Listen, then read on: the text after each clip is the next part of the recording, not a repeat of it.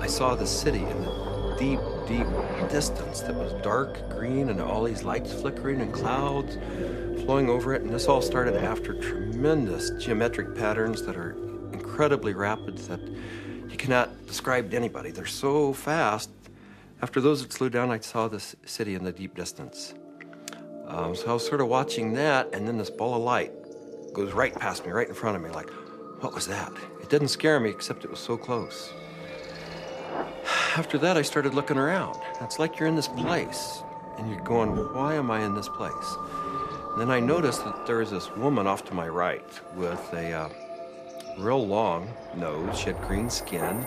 She was turning this dial, and I realized she was turning the volume of lights up and down on the city in the distance. And as soon as I looked at her, she noticed I was watching her. And she said, so what else do you want? And I said, what else do you have?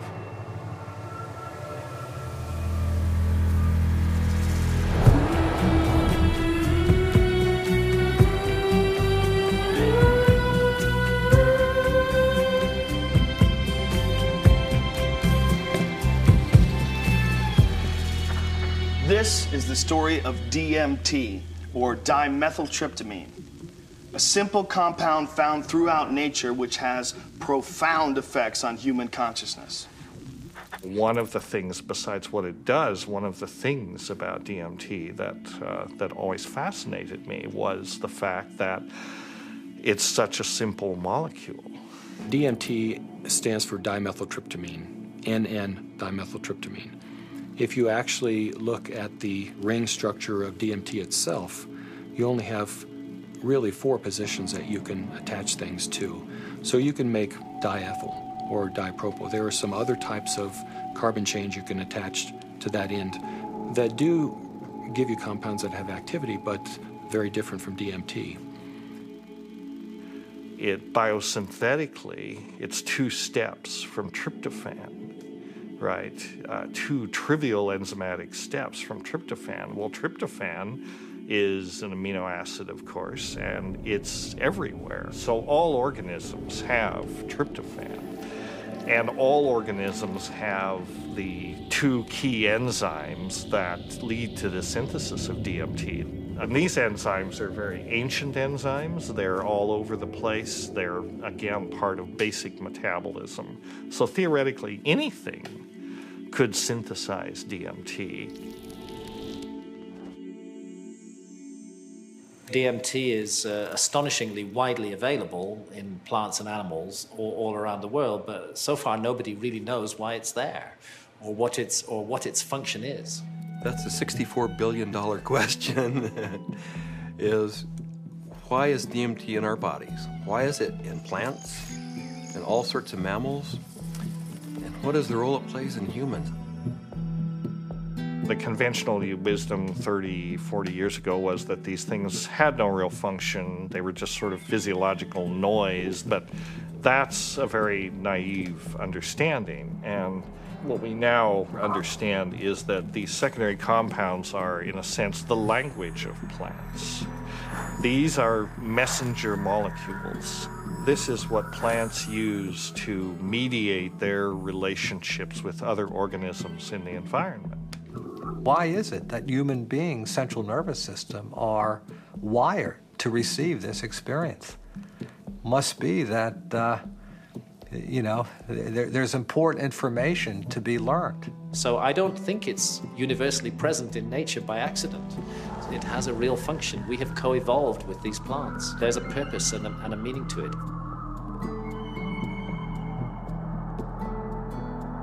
So it really fits in with the notion that DMT may be the common molecular language, resonant language, among all living beings on this planet and maybe others as well. I can't think of a more powerful tool to explore the whole question of what is consciousness.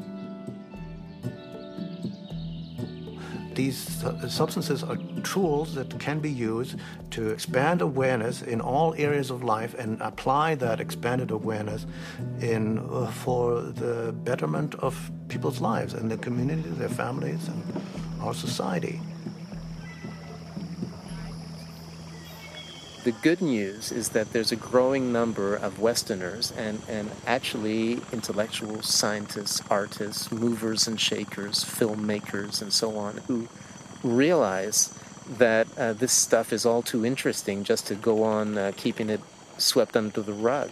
And meanwhile, the Inquisition was a long time ago. The birth of rationalism was a long time ago. At this point, there's no good reason, apart from bad habit, to keep up these barriers. With the help of two concepts that are traditionally opposed, science and spirituality, we humbly reintroduce psychedelics back into the cultural dialogue. DMT, the spirit molecule, it's a conundrum, it's a paradox. What the spirit is the inner world. The molecule is the external world. So the psychedelics or entheogens take us from the science to the spirit. I was drawn to the pineal gland, which is a very small organ in the center of the brain, which has always been an object of interest and even veneration for a lot of esoteric physiological disciplines. I thought, it wasn't totally crazy to presume a pineal site of origin of DMT. Which, fit in nicely with my theory that the pineal was somehow involved in naturally occurring mystical states. This hypothesis proposes that the pineal gland at certain times, when it's under a specific stress or stimulation, it releases a significant amount of this hormone, DMT, and it's that hormone that facilitates the entering and exiting of the soul in the body. This is what the Jewish sage mystics have been describing in a coded language for literally thousands of years. Through meditation, through fasting, chanting, any number of techniques, there might be a burst of endogenous DMT that was correlated with mystical and near-death experiences. And I had this theory that there was a big similarity between psychedelics and experiences that were possible with a lot of meditation. And that was one of the original findings that led me to start looking for a spirit molecule, for a compound in the brain that elicited mystical experience.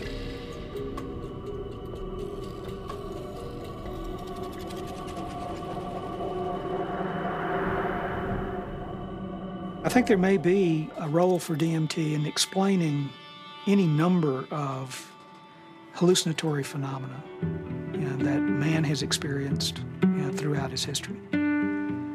Creativity, imagination, dream states, changes that occur due to isolation, trauma, starvation, all of which produce hallucinatory phenomena. These hallucinatory phenomena are explainable by the presence of compounds known to produce hallucinations. And the only compounds that we know of that are capable of doing this are the class of compounds known as hallucinogens.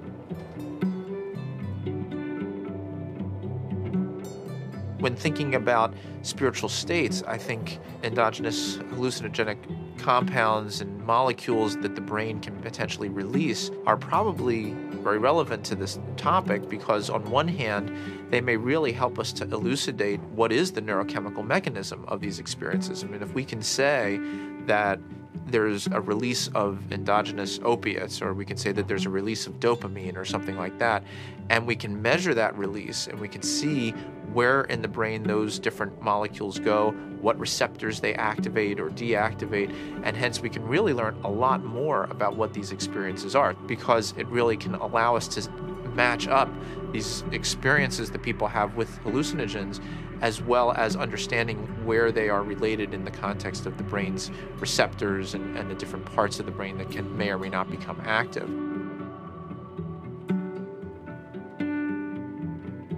One of the other interesting things about the pharmacology of DMT is that it's actively transported into the brain.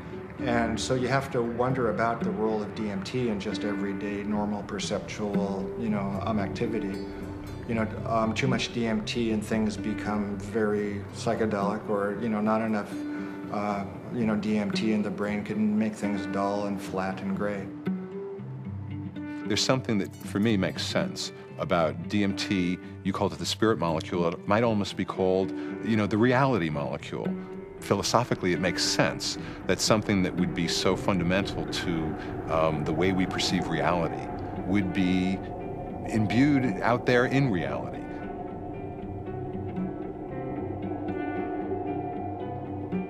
There was a sense around it that there was something special, that it wasn't like anything else. There wasn't like other psychedelics. Its intensity and speed was such that it really produced a different kind of response. I mean, I remember almost getting the sense that it was kind of like a psychedelic bungee jump, that there was a kind of raw leap into this rapidly changing environment that was very different than the more gradual approaches of other psychedelics.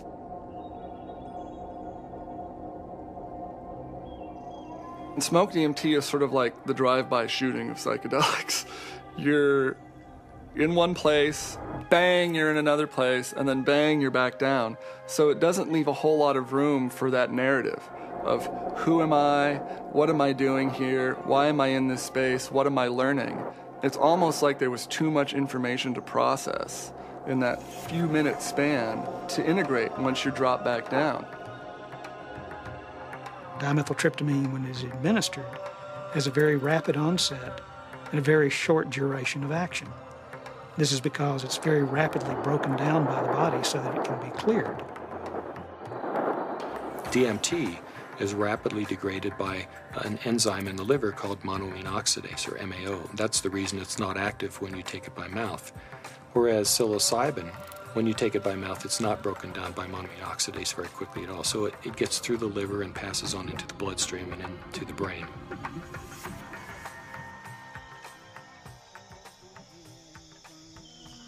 Yeah, I'm very interested in ayahuasca. When I began my studies in the early 1990s, ayahuasca was just starting to make inroads into the West, but it's obviously become a lot more popular in the last 10, 15 years. And the visionary ingredient in ayahuasca is DMT.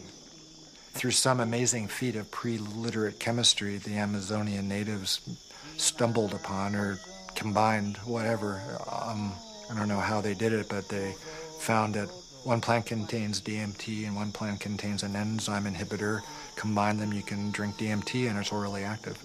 So it starts working in a half hour, lasts for 3 or 4 hours. And you can, maneuver a lot more comfortably within that state than you can when you're just smoking it or injecting it. Orally active ayahuasca tends to pick you up and gently carry you into the space and hug you and embrace you and clean you and show you all sorts of mystical visions, and then it very gently brings you back down like you're floating on a feather back to the ground. As valuable as my DMT experiences have been, I feel that there's a lot more enduring value, really, in this folk technology, which stretches it out and makes it a navigable space. Our whole Western, European-derived tradition of distilling alcohols and isolating chemicals and making everything stronger and taking it out of nature and putting it into the biggest punch that we can, I don't think that generally that's the most useful way. I think there's a reason that cultures have learned to turn a 5-minute experience into a 5-hour experience. It seems to me that ayahuasca has had a plan and that it's reached out into the world and brought DMT into many, many thousands of lives in a much bigger canvas than it had reached for the last 10,000 or however many years. And it's done it very rapidly and it's done it with form to go with it. And ayahuasca is much harder for the power structures that we have now. It's much harder for them to put down because it has been part of a legitimate religious and spiritual practice for thousands of years, certainly in the Amazon. And we can't just dismiss all that as primitive mumbo jumbo and superstition. We have to get to grips with that on its own terms. I think that there's a growing number of people who feel this desire to get back in touch with nature, with plants, with animals, and who know that through the shamanic path there's a way of doing this, and that actually these tools, these psychoactive tools for plants like ayahuasca is a very direct way of doing this. Now, it may not be everybody's cup of tea, and I think a lot of people are actually with reason afraid of it.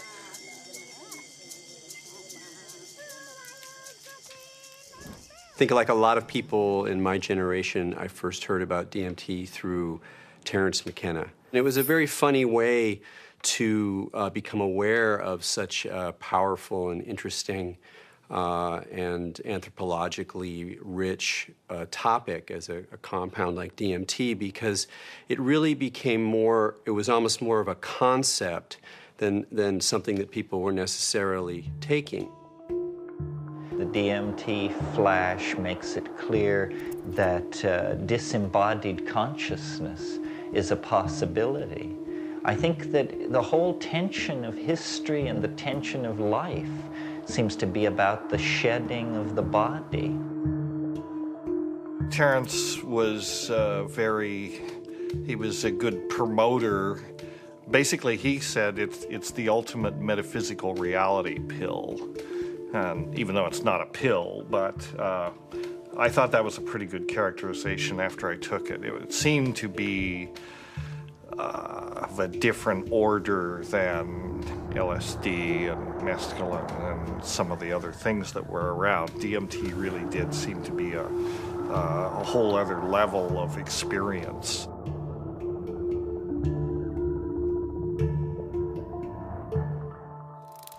I ask that you suspend any opinions, either negative or positive, about these compounds. Whatever you believe their value to be, they continue to have profound effects wherever we find their use, whether it's contemporary Western culture or in the Amazon rainforest. It was in the 50s that the ayahuasca churches started going public.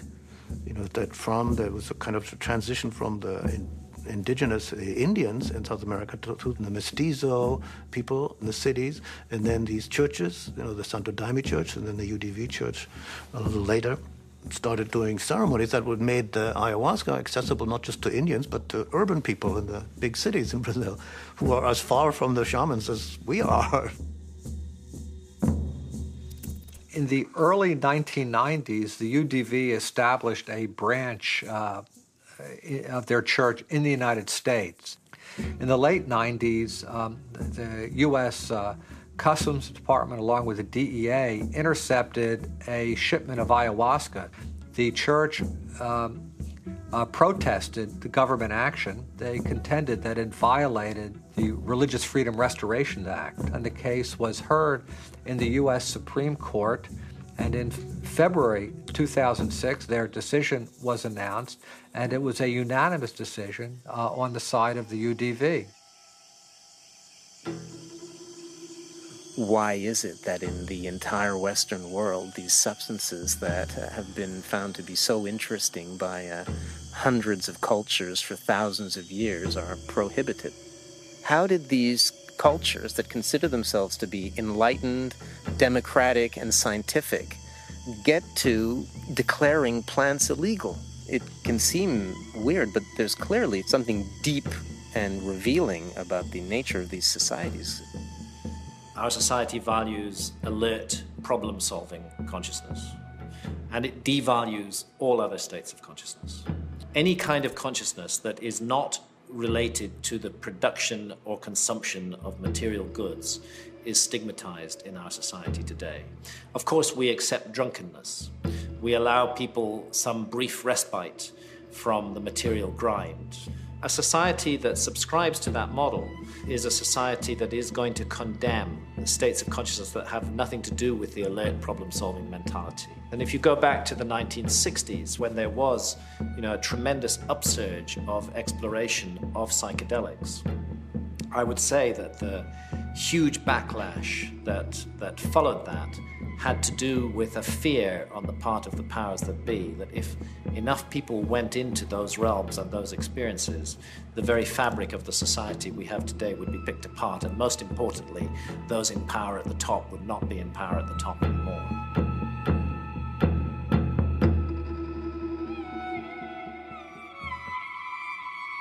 There was an optimism that was ungrounded, that Vietnam was happening, that all this real stuff was going on, and that the psychedelic movement wasn't really addressing that in a real way, and that Timothy and that bunch sold us a false bill of goods that didn't really work. So we are now, whether we like it or not, in the psychochemical age. In the future, it's not going to be what book you read, it's going to be what chemicals do you use to open or close your consciousness. Chemicals can help us learn faster. Chemicals can help us expand or contract our consciousness.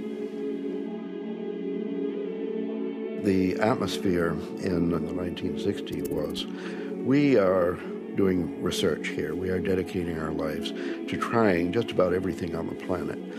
So we would try it, then we would talk about it, then we would evaluate it. We regarded ourselves more or less as spiritual pioneers.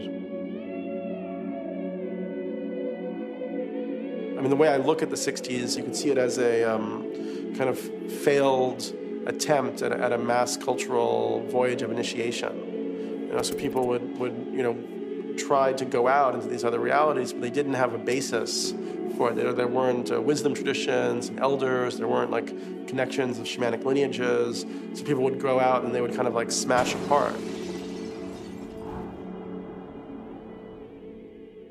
Timothy Leary really so discredited a scientific approach to studying this because he started off doing interesting research and then got into advocating use in a way that was incredibly threatening. Culturally, we reacted, and politically, it became impossible to do this sort of research. Funding agencies didn't make resources available. Regulatory agencies increased the practical hurdles for initiating this kind of research. And I think people who had interest in research of this type largely were discredited because of their interest in the research. Social, political, scientific issues that came together pushed these drugs out of the scientific marketplace.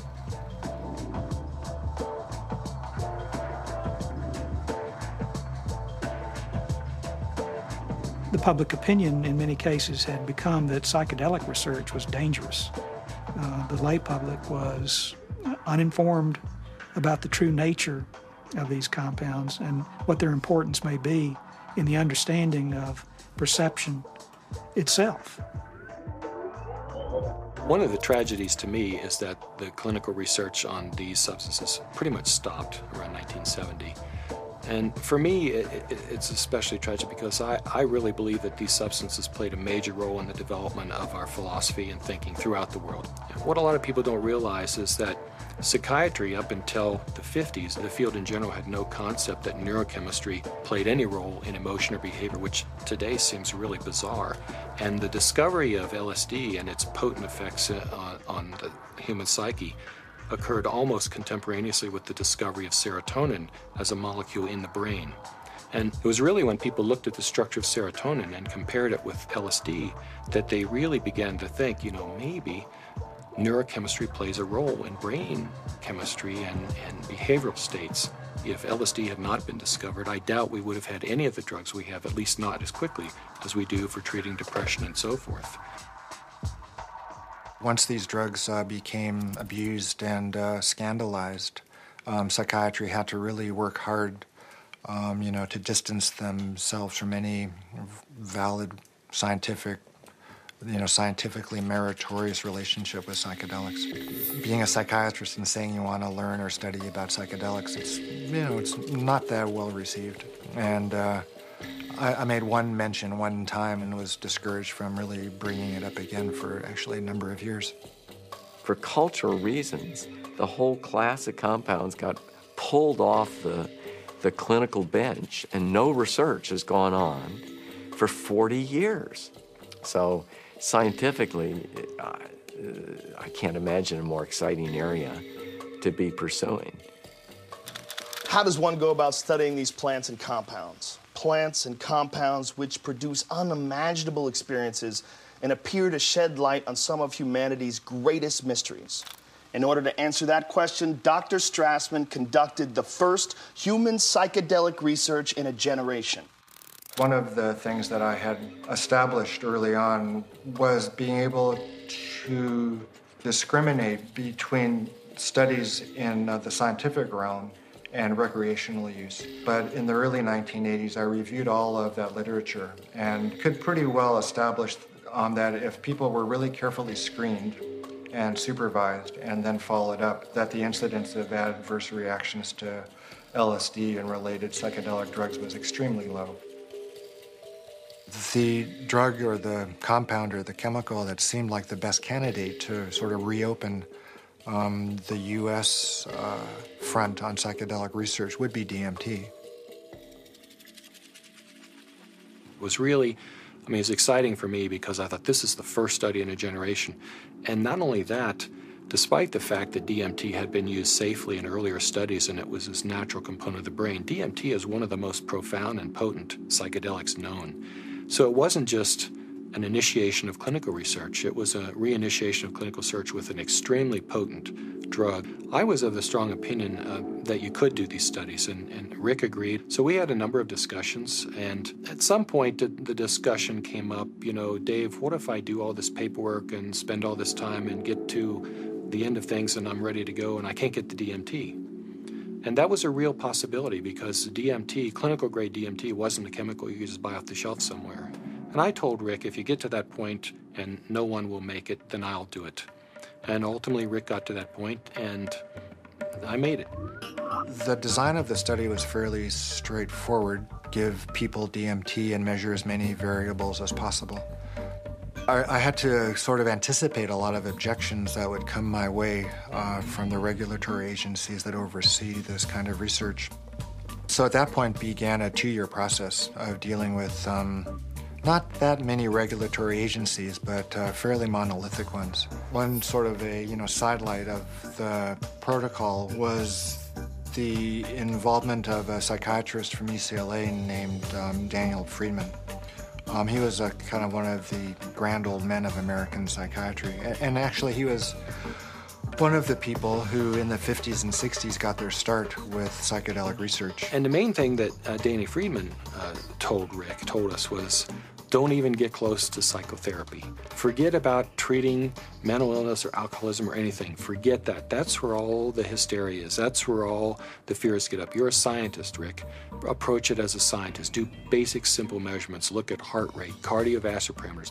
You won't get in trouble doing that. You can get it funded, and it's solid science. Rick did what he said, but then he still was able to get these, accounts of what happened. And that wasn't in the plan. That wasn't really what was proposed in the studies that were funded, and that wasn't what Danny talked about. But those were the spin-off that really made it interesting. Rick Strassman was advertising in some magazine somewhere about wanting volunteers for a particular study in a psychotropic, and I didn't really know I didn't know DMT from STP at that time. And I remember reading that and I'm thinking, oh my God, this is bad. I better get involved in this and make sure that somebody doesn't get hurt and that at least there'll be some sensitivity towards what this stuff is really about. I met Rick's research nurse at a party, and she heard me talking about that I had used peyote ceremonially, and she took me aside and said, there's something that you might be interested in. We're looking for subjects, volunteer subjects, for some unusual research. I was a little concerned that the study participants might be a little obnoxious. Maybe that's not the right word, but you know, people that were just seeking to do a lot of drugs, and they were very professional people. There were varying degrees as to how much hallucinogen use they had been through. It seemed like there were some people that felt like they had made it their life mission to experience every kind of substance out there, and then other people who I think were just interested for their own personal growth and or curiosity.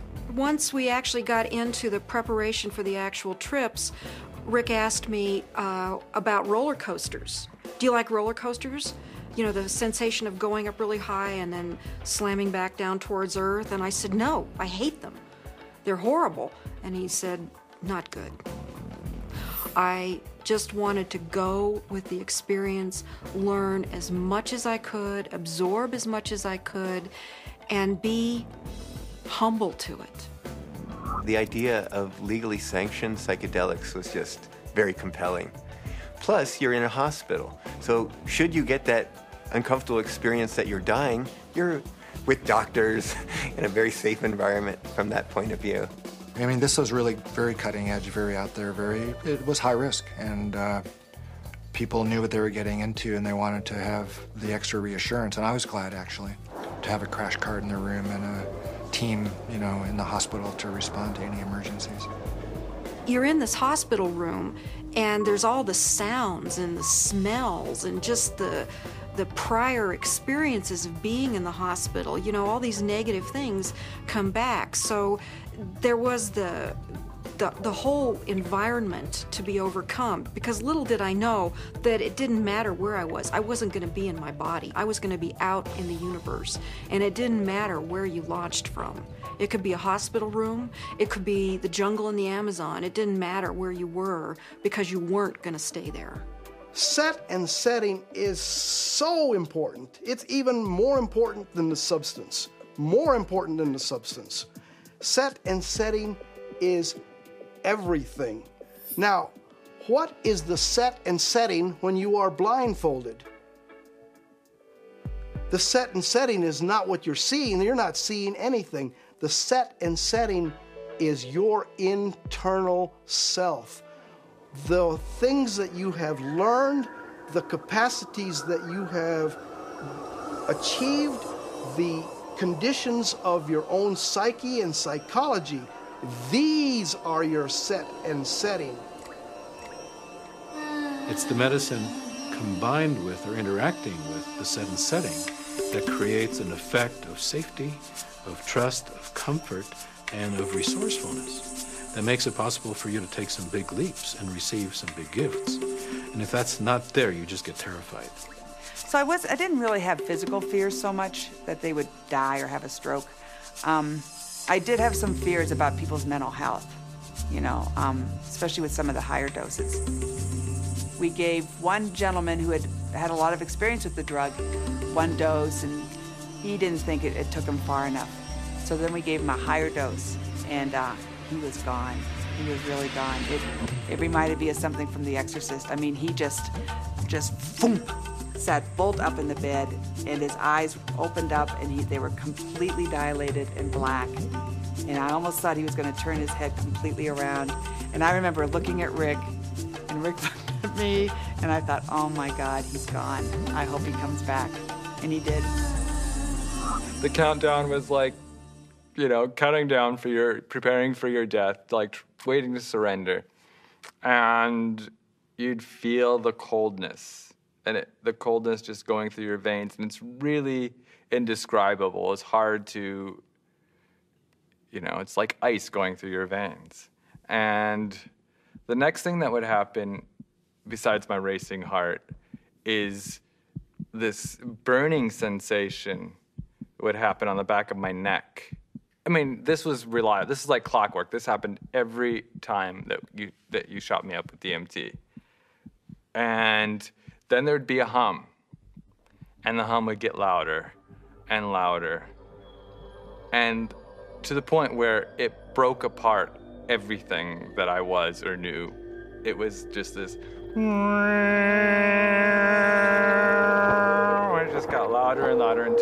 had to surrender to the sound.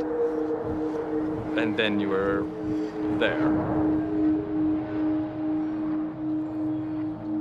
I would get a warm, full feeling, a golden feeling in my chest before it went to my head. And I'd feel this warm rod, about 1.5 inches in diameter, start growing up inside my central channel. It would come up and sort of slow, warm up my chest, go up through my head, and slow down and put tremendous pressure in my sinuses behind my eyes, and slow down. Start to grow and distend the skin behind my forehead about 1 inch, behind my hairline. And when it had, I was afraid it was going to pop my skin a few times because it was a very physical feeling. About 1.5 inches, 2 inches above my skull, when it popped through there, then the psychedelic trip would start. I thought I died. I saw the white clouds, the Renaissance white fluffy clouds with the gods and the angels and all that stuff is what I saw. I thought I was dying and going out, but I did take a quick look at Cindy and a quick look at Rick because I had my eyes open, and they were both there watching, looking very calm. And I go, oh, that's really good news. My body looks fine.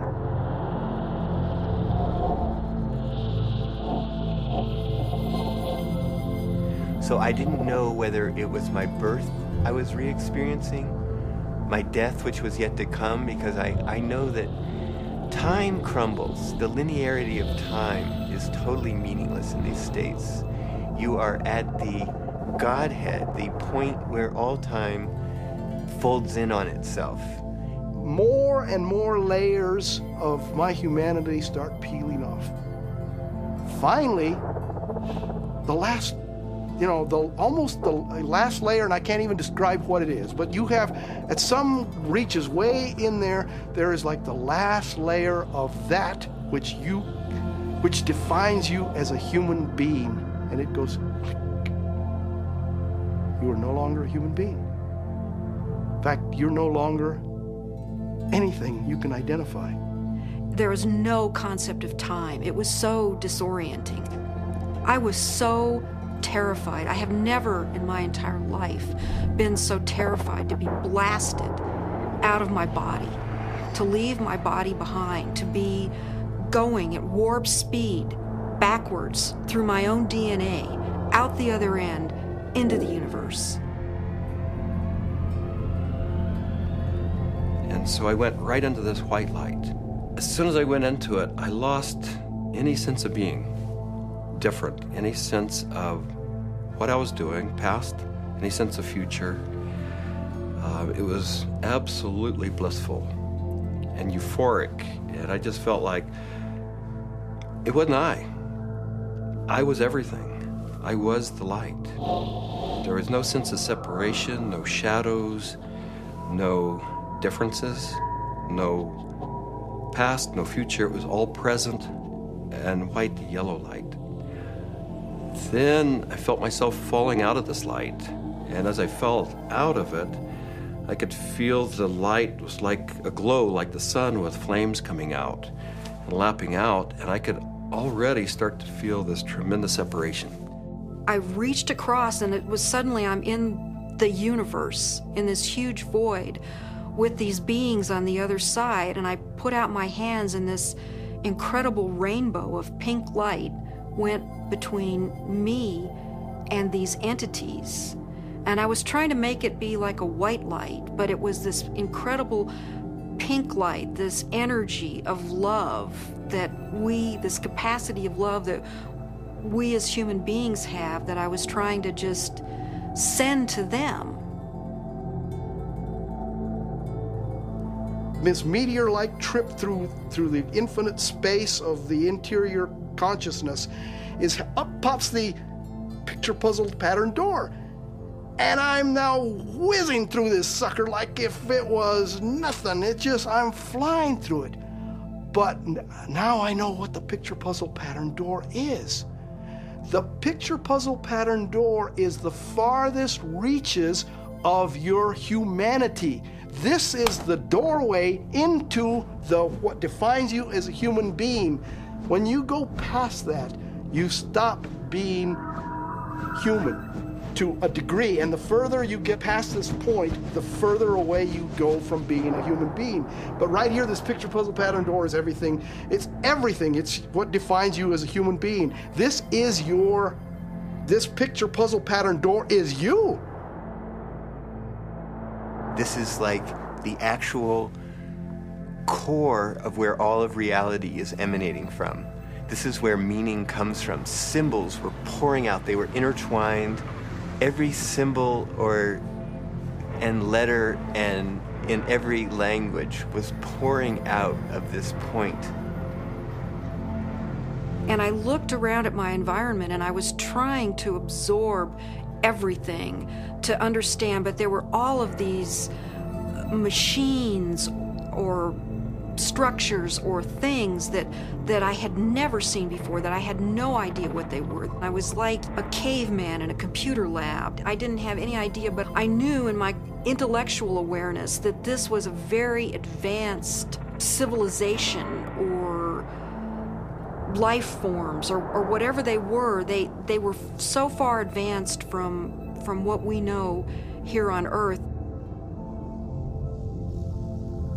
There's one state in it, I call it the hobby horses, and they're interlocking, reticulating, vibrating hobby horses. And I use that's what they seem like to me. They interlock and they form a visual pattern that seems infinite in scape. And then you're on the inside, outside, inside, every side. And so it's less possible to use, words sort of start to escape you.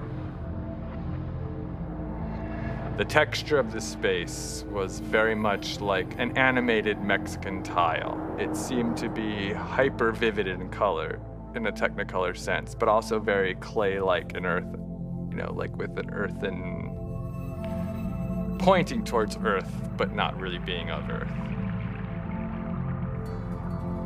And there was no I. There was just a sense of a witness being suspended in this incredible vaulted space, like a cathedral made out of stained glass of all imaginable colors, unbelievable brilliance and saturation of color. Just this amazing pattern in this dome, this gigantic dome. It felt like the size of of a small planet. And there were these winged beings. I don't remember exactly what they looked, but were like angels, something like angels, that were majestically kind of flying through the space. But there was something about the quality of how they were flying that was unique. I'd never seen anything like it. It was like, I don't know, the sense of another realm that was there. My sense was at some point there was this implicit sense, this is the divine realm. This is the divine realm. And it was not like a thought, but it was like this implicit kind of grokking recognition. It was all very, very impersonal until I got to the space where I realized that I was in the area where souls await rebirth. And I was there, and I had been there so many times before. I recognized it, and this incredible transcendent peace came over me. I have never in my life ever felt such peace. Everything was stripped away. Every hope, every fear, every attachment to the material world was completely stripped out of me. I was free to just be the essence of a soul. After the medicine wore off, there is that familiar sensation of kind of coming back into the body. And I do remember that. That was part of almost all of those experiences of kind of coalescing back into sensory awareness and a sense of having a body and of that becoming a little more substantial and then say, oh yeah, here I am. And I live in a body and I'm okay. So Laura removes the eye shades. And I ask, not really with my eyes open quite yet, I ask, how long was I gone? Because I needed to know. And Rick chimes in like 15 minutes.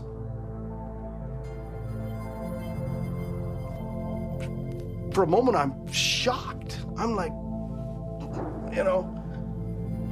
mind, has to try to catch up, because now the whole cognitive dissonance of the experience has to catch up. I was gone for 15 minutes. 1,000 years of experience in 15 minutes.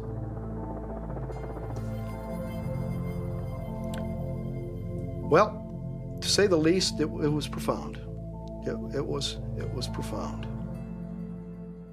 I mean, it's amazing. I mean, it's amazing what a human being can experience in a hospital bed.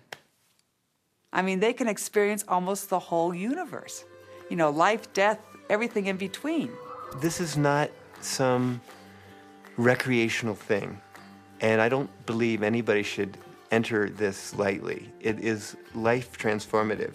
It will perhaps shake you enough to realize, that you need to be awake to the fact that you don't know, and that is the beginning of starting to know. What we see here is such a tiny part of what is real. I get really frustrated because, of course, there's no way to prove that where I went was deep space, that I encountered, other entities, other life forms that exist in this universe. At some point, maybe our civilization will become advanced enough and we will throw off these anchors of impossible thought, that these things are impossible, that it's not, that everything that exists where we can see it. I wrapped up the studies in '95 and really just had to take a break for a couple of years. I was aware of a growing sense of discomfort with what I was doing because I just couldn't explain it. And it seemed to me if I couldn't model and explain what was going on that I was doing and just, bringing people to the edge of these kinds of experiences, it seemed like I ought to. That it was a little irresponsible to be sort of pushing people off the cliff like that without really knowing exactly what it was and accepting and understanding and feeling comfortable with that model. And, I think what began dawning on me after a while once I stopped the study was that I was really dealing with a spiritual phenomenon. What do these experiences say about the nature of reality, the nature of our minds, or the function of our brain that we can so quickly shift into these alternate realities? Let's take a step back and consider how these experiences inform us about ourselves, our consciousness, and the symbiosis of the two. It started seeming to me that what was happening with DMT, particularly with respect to some of these reports of entering parallel or alternate or freestanding parallel sorts of realms of existence, is that indeed was what their consciousness was doing.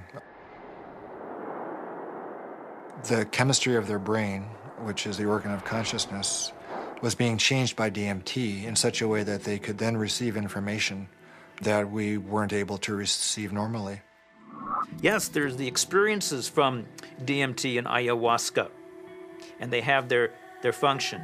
But if we'll also look at what it enables us to see, it just rips that filtering mechanism away for a few minutes. And for a few minutes, you're immersed in sort of this raw data sphere of input, of sensory input, of memories, of associations. I mean, it seems like the brain builds reality out of these things, what you're experiencing, what you have experienced, and how you associate and synthesize these things together to tell yourself a story, essentially, about what's going on, where you are in space and time.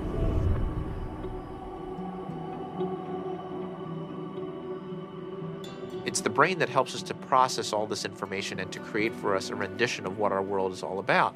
But we're trapped within that brain. However, in spiritual experiences where people feel that they get beyond the self, in certain types of psychedelic experiences where you have incredible sensory and other types of phenomena, people really feel like they are able to kind of get outside of their brain.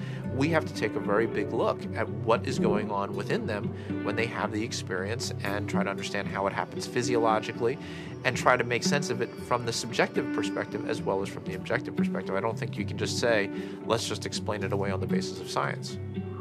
What I was doing early on when I was hearing these reports were interpreting them, calling them psychological or brain chemistry aberrations or whatever, that there was a part of the brain that was being dinged that was responsible for the alien appearance phenomenon.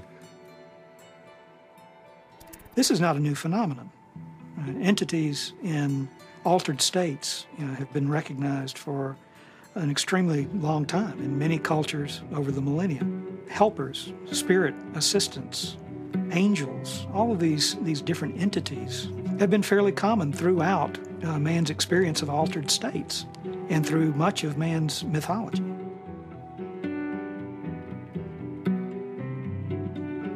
But I don't think it's out of the realm of possibility that people are in some way interacting with some sort of an intelligence or sentient being or something that exists at some level that's not in this three-dimensional physical plane. I'm looking at it from a sense of, okay, is the drug healing you? Is it helping you? Or is it giving you the tools? What are you bringing back? What you bring back, I think, has to be something more than there are these entities out there. The best psychedelic explorers are people who realize that even the truths they see on a trip are not truths, but new models, new what-ifs, alternative frames. Unless there is a map and a clear methodology, then one will just have a variety of different experiences. All these various experiences that have been reported from NDEs, near-death experiences, alien abductions, alien encounters, sexual ecstasy, I believe all of these experiences, in fact, are fractals. If we understand the concept of fractal geometry, no matter how small it is, it contains everything that is in the larger picture. And thus, that validates profoundly all these various experiences. Discount the phenomenon as hallucinatory or imaginary. I think it's maybe more useful to look at a mechanism of action. If it is real, then perhaps how does it work? Look, there's extraordinarily regular phenomena that come up with these things that are clearly linked in many ways to these larger human issues around mysticism or religious experience or encounters with other entities. And here we have it. And if you can't go in there and really go in there and account for this material inside your neuroscientific framework, you're leaving a huge gap. You got to account for this stuff the way you got to account for dreams, the way you got to account for all sorts of psychoactive responses. Using DMT as an explanatory model, as kind of the mediator between our consciousness and the consciousness of a non-corporeal sort of reality, it's handy. With DMT, there are no words. I would try to wrap mathematical vocabulary around the experience afterwards. I specialized in the metaphor of vibration and how vibrations in fluids created form in fluid, and that would be the key to the relationship between the spiritual realm and the ordinary realm. This was the window that was opened by DMT.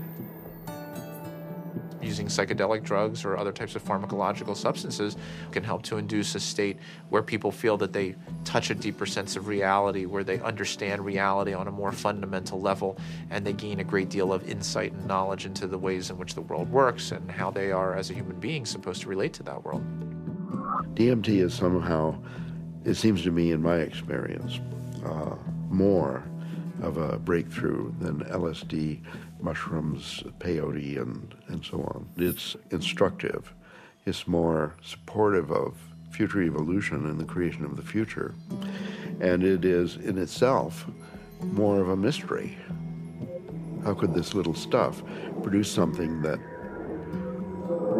has intelligence, that is actually a doorway to another reality? So what is the nature of reality, and what is the nature of how we as human beings experience it? Can we understand it better? Are we capable of understanding reality on some very fundamental levels? And what do we need to do in order to prepare for that? You know, there are parallel universes, it seems, at least that's a theory in modern physics. There is dark matter, which is a huge amount of the matter of the universe, maybe 95% or more. As radical an idea, it's just a logical extension in some ways of, instead of using a machine to see more than we normally can see, we're using the brain. There are fields which are undiscovered so far, which have nothing to do with anything that is discovered so far. The gravitational field, was unknown before the year 1604. The electromagnetic field, unknown before the year 1830 or something. All of these, what we call the fundamental fields of mathematical physics, are new discoveries. Dark energy is also even newer discovery, and beyond that are maybe more discoveries yet coming beyond our cosmos itself, in higher dimensions, as they say. I still don't have very much use for the concept of God, but I do believe that there are higher levels, transcendent levels of reality, and I'm actually now starting to really believe that the brain is not the source of consciousness, is not really who we are, but is more like a radio tuner for something way bigger. Are these experiences spiritual experiences, or otherwise are they created by physiological processes, or is the brain itself responding to something that's going on? And the fact that somebody may actually find a way of turning on their brain to spiritual experiences, again, I mean, I'm not sure that that necessarily diminishes the reality or the realness of what those experiences are about. If the pharmacology or the psychopharmacology of psychedelic experiences turned out to be essentially the same as religious or spiritual experiences, it would help us to understand where these experiences are occurring within the human brain. I'm actually quite convinced that we're probing the biological basis of moral and ethical behavior. I think these primary religious experiences really are at the bedrock of the world's religions.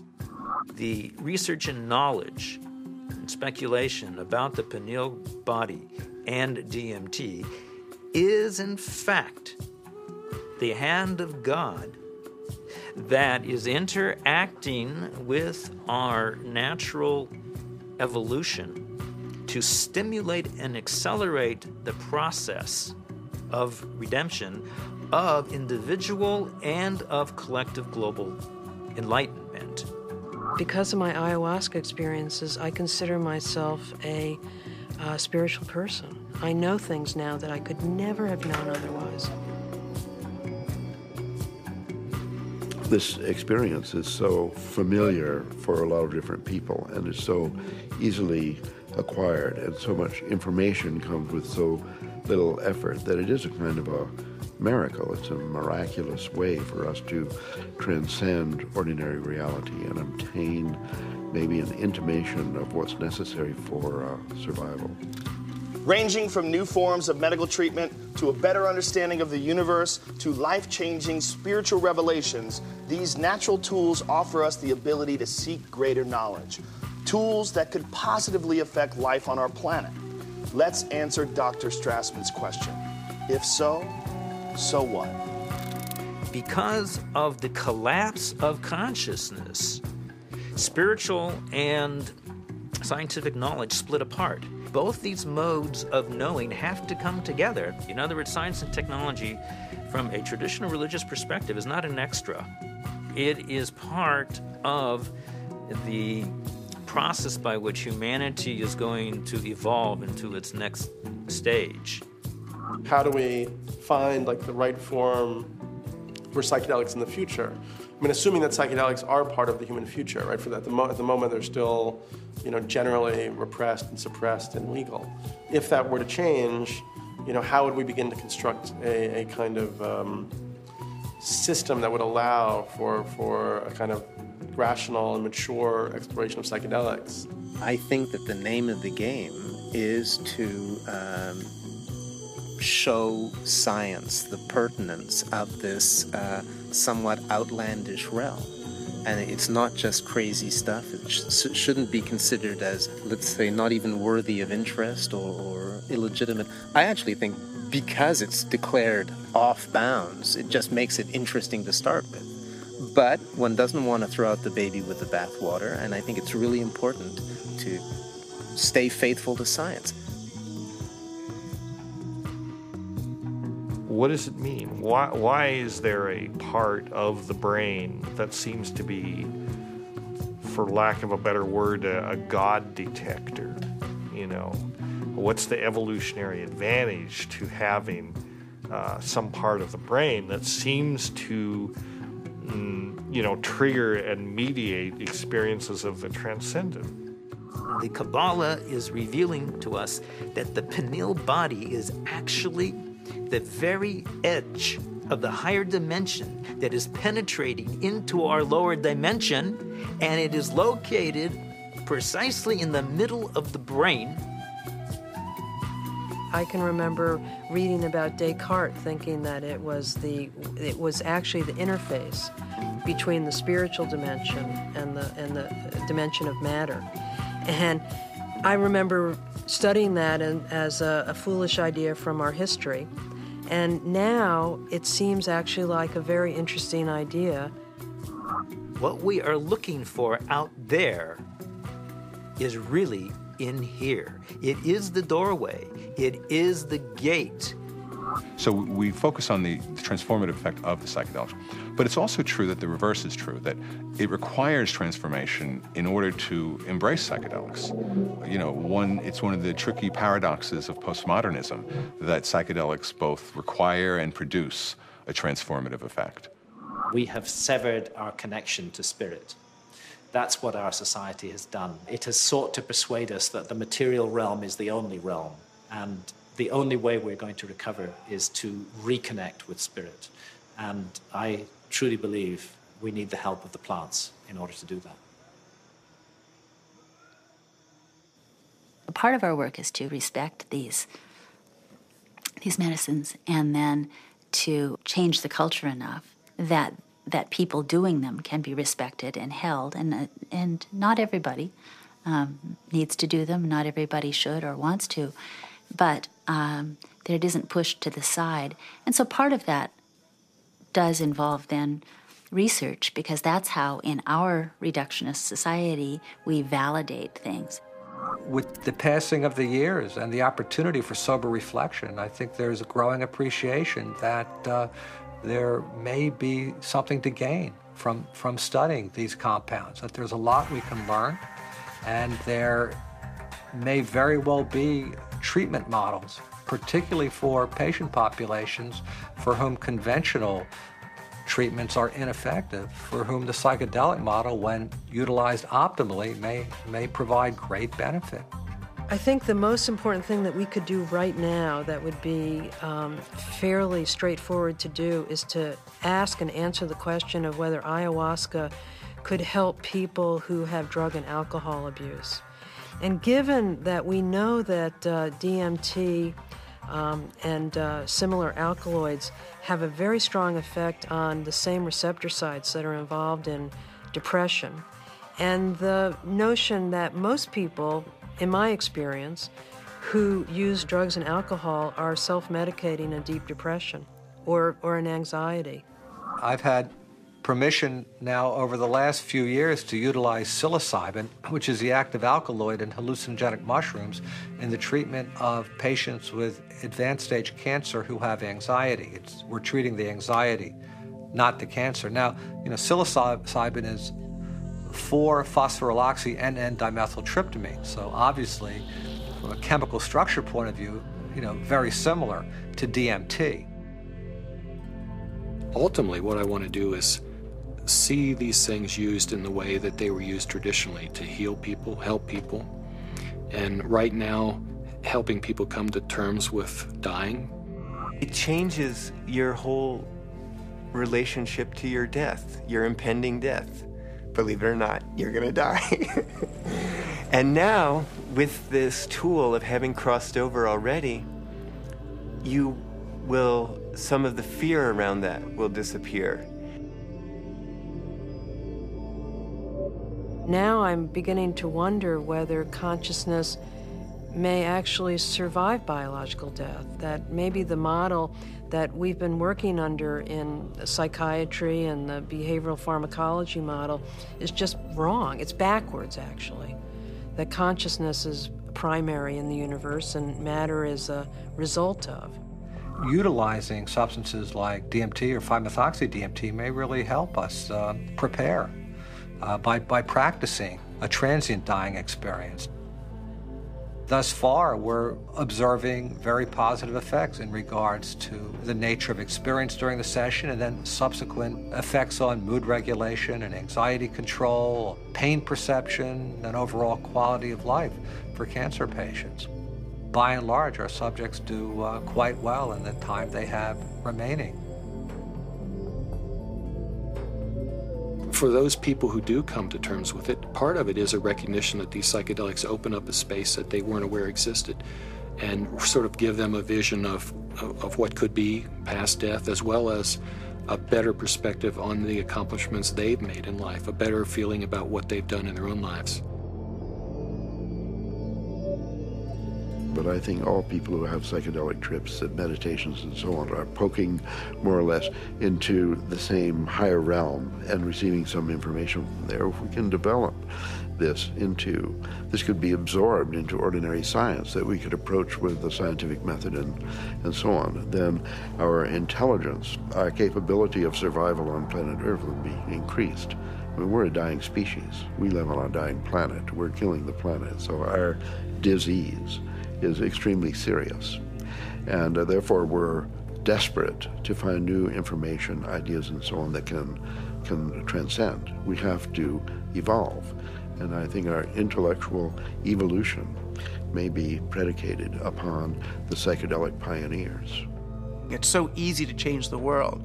I mean, and that's the kind of thing that you can see on psychedelics. If you don't get trapped in the beauty and awe of the psychedelic experience itself.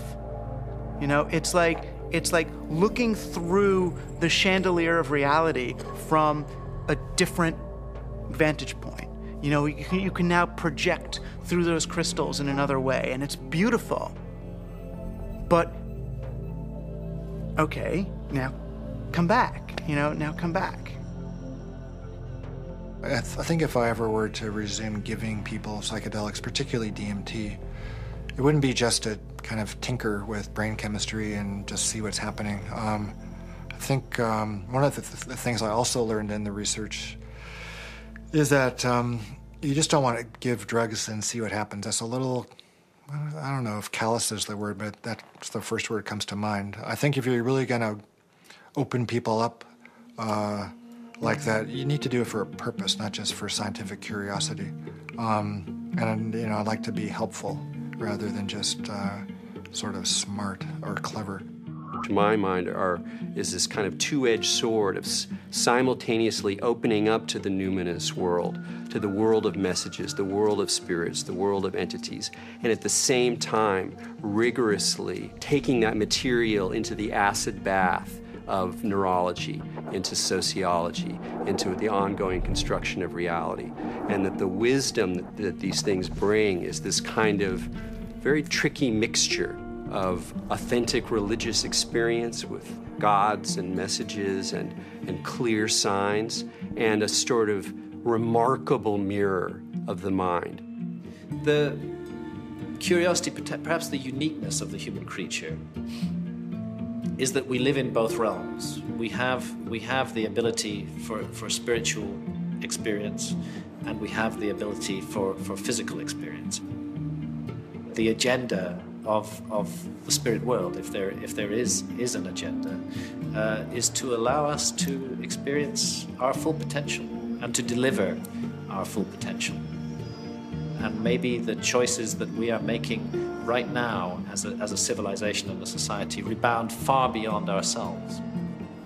And I think DMT is a forcible reminder that there's a lot more about reality, the universe, ourselves, the biosphere, whatever, that there's a lot more to it than we imagine.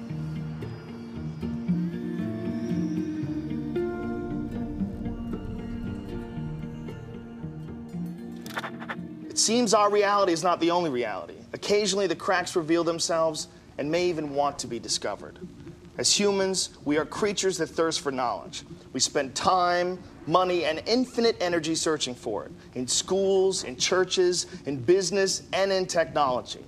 Knowledge is power, and thus our greatest quest. Dimethyltryptamine, a molecule with a complex name and the simplest ability to unlock the door to another dimension, and perhaps, just perhaps, our future evolution.